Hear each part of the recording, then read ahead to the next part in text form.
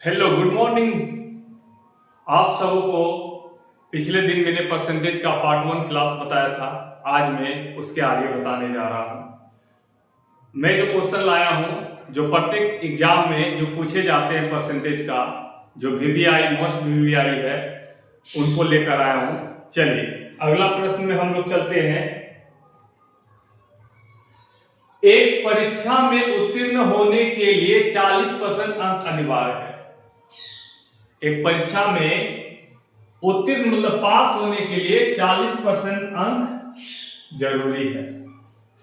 एक प्रतियोगी को 220 अंक प्राप्त हुआ और वह 20 अंकों से असफल हो जाता है, तो परीक्षा में अधिकतम अंक कितने थे? तो एक परीक्षा को पास करने के लिए आपको 40% अंक चाहिए, जितना भी है उसका 40% चाहिए।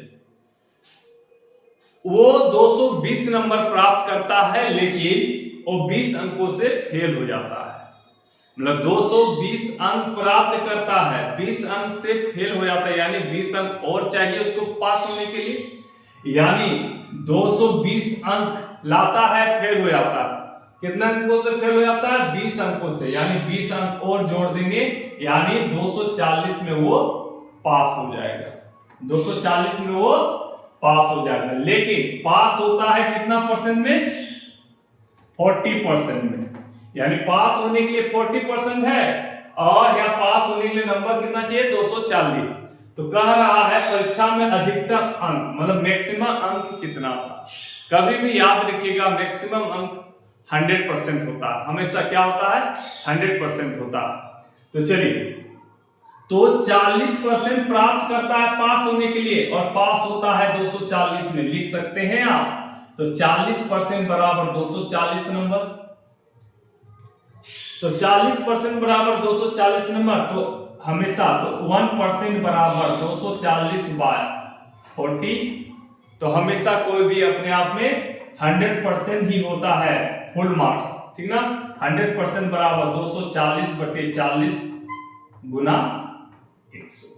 1 शून्य 1 शून्य खत्म, 6 12 खत्म, यानी आपका टोटल स्कोर कितना हो जाएगा? 600। टोटल स्कोर कितना हो जाएगा?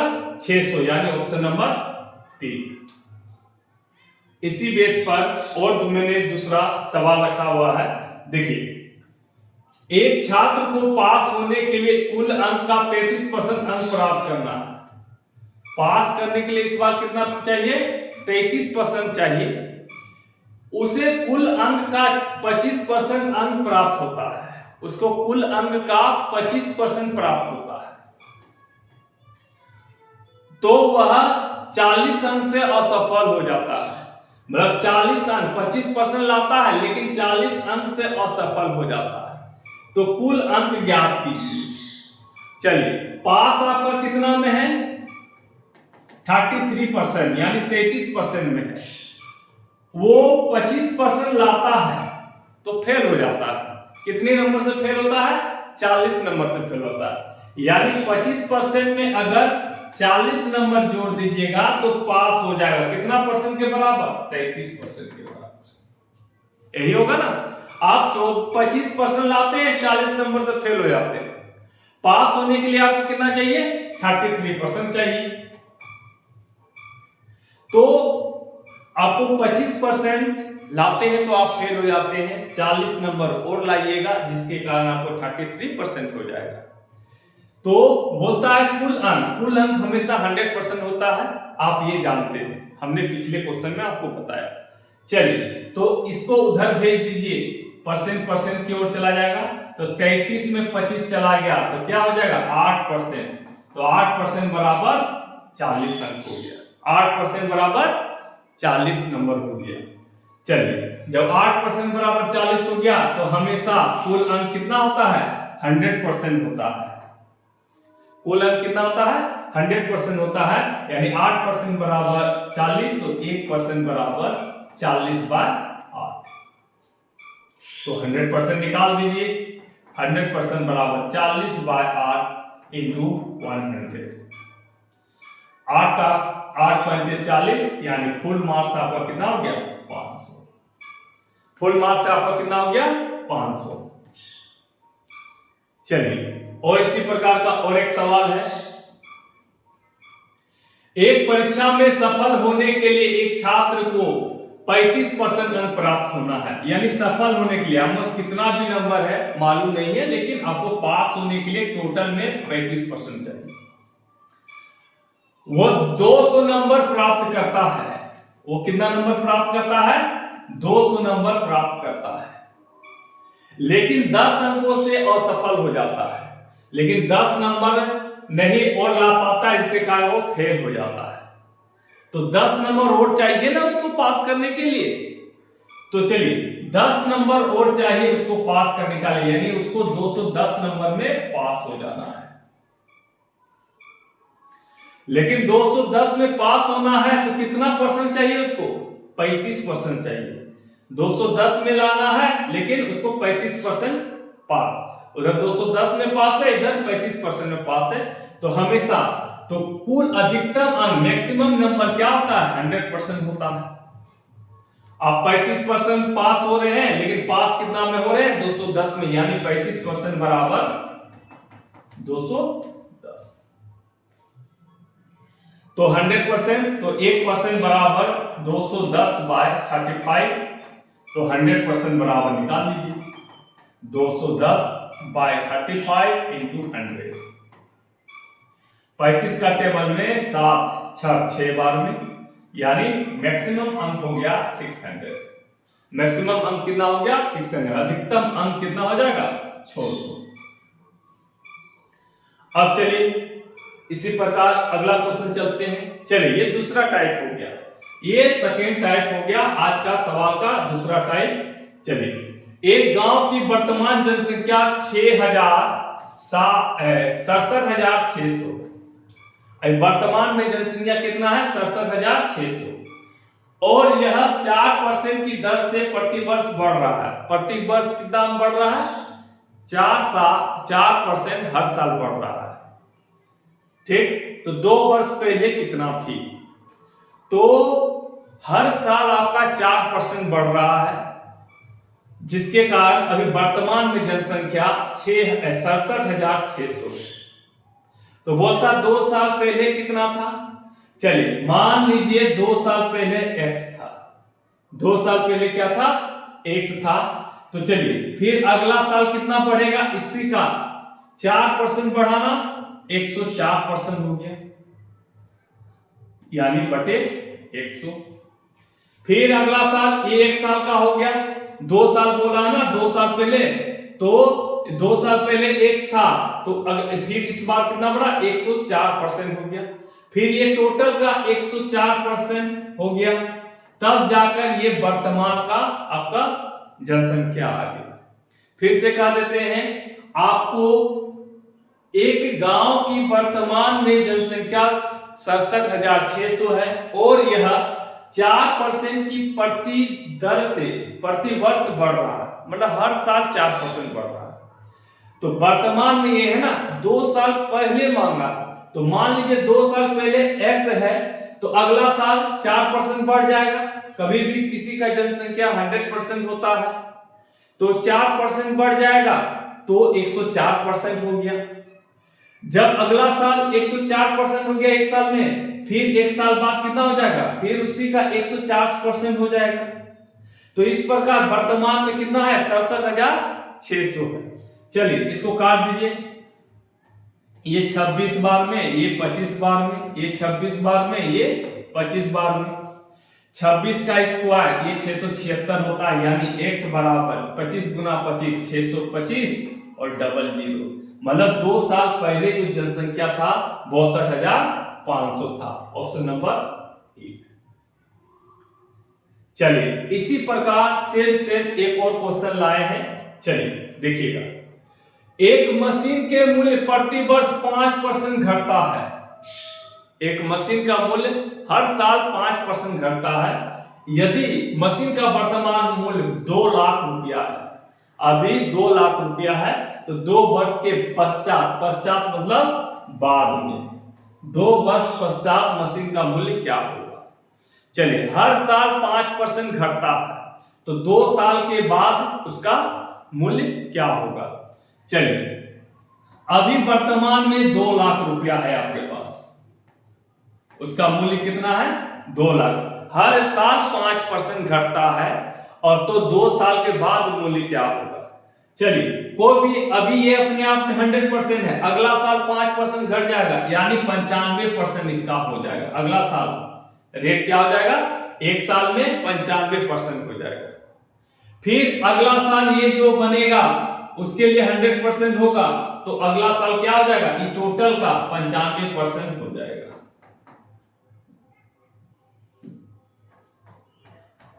ठीक, यानी 2 लाख अभी है, अगला साल क्या हो जाएगा, एक साल के लिए ये 95%, फिर क्या 95%। चलिए 5% हर साल घट रहा है। चलिए 2 शून्य कर दिया, ये 2 शून्य कर दिया। अब चलिए 95 गुना 95 यानी 95 का स्क्वायर, तो 2 कभी भी लास्ट में 5 रहे ना, अगर 5 का श्रेणी में स्क्वायर निकालना होता है तो 5 का स्क्वायर 25 होता है, इसमें 1 जोड़ दीजिए, कितना हो जाएगा 10, और मल्टीप्लाई कर दीजिए, 9 दिया 90, यानी 90 25 गुना 2, तो गुना 20 करना है।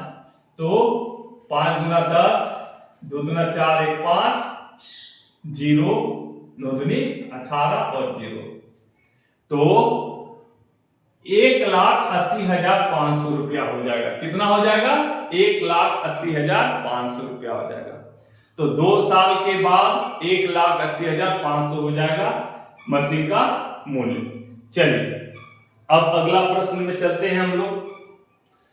दूध तथा पानी एक 40 लीटर मिश्रण में 10% पानी है। 40 किलो पानी और दूध है, मिल्क और वाटर का मिश्रण 40 लीटर है, और कह रहा है इसमें 10% पानी है, तो दूध 90% होगा। चलिए इसका 10% यानी 10% अगर वाटर कह दिया तो ये 4 लीटर हो जाएगा, और बाकी 36 क्या हो जाएगा, मिल्क हो जाएगा। चलिए 40 लीटर के मिश्रण में 10% पानी है, 10% पानी यानी 4 लीटर पानी, और 36 लीटर क्या दूध हो गया। अब बोलता है इस मिश्रण में कितना पानी और मिलाया जाए, इस मिश्रण में कितना पानी और मिलाया जाए कि नए मिश्रण में पानी की मात्रा 20% हो जाए। तो नया जो मिश्रण बनेगा उसमें पानी 20% हो जाए। आप पानी मिला रहे हैं, ठीक ना, क्या मिला रहे हैं, पानी, तो दूध आपका वही हो जाएगा ना। तो नया मिश्रण में अगर पानी 20% होगा तो दूध कितना होगा, 80% होगा, क्योंकि कोई भी मिश्रण अपने आप में 100% होता है। तो अगर नया मिश्रण में 20% पानी है तो 80% क्या है, दूध है। लेकिन आप दूध नहीं मिलाते हैं, आप क्या मिला रहे हैं, इस मिश्रण में कितना पानी और मिलाया जाए कि मिश्रण में पानी की मात्रा 20% हो जाए, ठीक ना। तो आप पानी मिला रहे हैं, दूध उतना का ही उतना है, लेकिन नया मिश्रण में दूध आपका 80% है। नया मिश्रण में आपका दूध 80% है, क्योंकि यहां बोला है नए मिश्रण में पानी 20% हो गया, तो 20% अगर पानी तो 80% क्या हो जाएगा, दूध। तो दूध आप नहीं मिला रहे हैं, तो 80% के बराबर ही ये 36 लीटर हो गया। तो 100% होता है ना कोई भी मिश्रण, तो 100% बराबर 36/80 इंटू 100। 1 शून्य कर गया, 2 4 8, 2 5 10, 4 9 36, यानी नया मिश्रण जो है आपका 45 लीटर। नया मिश्रण आपको कितना है, 45 लीटर है। तो आपने कितना पानी मिलाया, पहले पुराना मिश्रण 40 था, अब कितना हो गया, 45 हो गया, तो आपने 5 लीटर आपने क्या मिला दिया, पानी मिला दिया, यानी ऑप्शन नंबर 4। चलिए इसी प्रकार फिर हम लोग अगला प्रश्न में चलते हैं। एक पात्र में एसिड तथा पानी का 60 लीटर मिश्रण है, तो एसिड प्लस वाटर जो है आपका 60 लीटर, एसिड और वाटर कितना है, 60 लीटर है, जिसमें 80% एसिड है। तो इसमें जो 80% एसिड है, एसिड बराबर कितना 80%, 48 हो गया, 48 लीटर 80 एसिड, तो वाटर कितना हो जाएगा 12 लीटर। ये क्लियर है? एसिड और वाटर कितना है 60 लीटर है, तो एसिड आपका बोलता है इसमें 80% एसिड है और बचा जो रेस्ट 20% वो आपका वाटर है। इसमें कितना पानी मिलाया जाए कि नया मिश्रण में 60% एसिड बचे? तो अब न्यू मिश्रण जो आ रहा है, नया मिश्रण में जो बनने वाला है, उसमें आप इस मिश्रण में पानी डाल रहे हैं, तो पानी कितना आप मिला रहे हैं कि नया मिश्रण में जो एसिड बचे वो 60% है। तो ध्यान दीजिएगा, आपने पानी मिलाया है, एसिड नहीं मिलाया है, तो आपका एसिड जितना है उतना ही है, लेकिन अब बोलता है नए मिश्रण में 60% एसिड है, तो आपने एसिड नहीं मिलाया, लेकिन नया मिश्रण में 60% एसिड है, तो पानी 40% होगा ऑटोमेटिक। तो 60% अगर ले लेते हैं एसिड, क्योंकि आपने एसिड नहीं मिलाया है, तो एसिड आपका 48 हो जाएगा। 60% नया मिश्रण का 60% क्या है एसिड है, तो 100% बराबर निकाल लीजिए। 48 बार 60 इंटू 100, ये 4 बार में, ये 5 बार में, ये 20 बार में, यानी 80 लीटर। नया मिश्रण कितना है 80 लीटर। तो आप ये 60 लीटर से आप जो 80 लीटर नया मिश्रण है, इसमें क्या मिलाया आपने? तो पानी मिलाया। कितना पानी मिलाया? 20 लीटर आपने पानी मिलाया। यानी ऑप्शन नंबर बी। आज के लिए इतना ही है, और अगले दिन और परसेंटेज का कुछ सवाल लेकर आऊंगा। और जितने भी एग्जाम है, एसएससी, रेलवे, जो नए वैकेंसी आने वाला है, एमटीएस जो चल रहा है आपका एग्जाम, और सीएचएसएल जो फॉर्म आपका भरा रहा है, आगामी एग्जाम जो भी रेलवे का, एसएससी का जो भी है, उसकी संपूर्ण तैयारी जेके एकेडमी में किया जाता है, और सभी विषयों की तैयारी कराया जाता है, मैथ और इसके अलावा, और सारे टीचर का अनुभव आपको मिलेंगे। और वीडियो को अधिक से अधिक देखने के लिए चैनल को जरूर सब्सक्राइब कीजिएगा। धन्यवाद।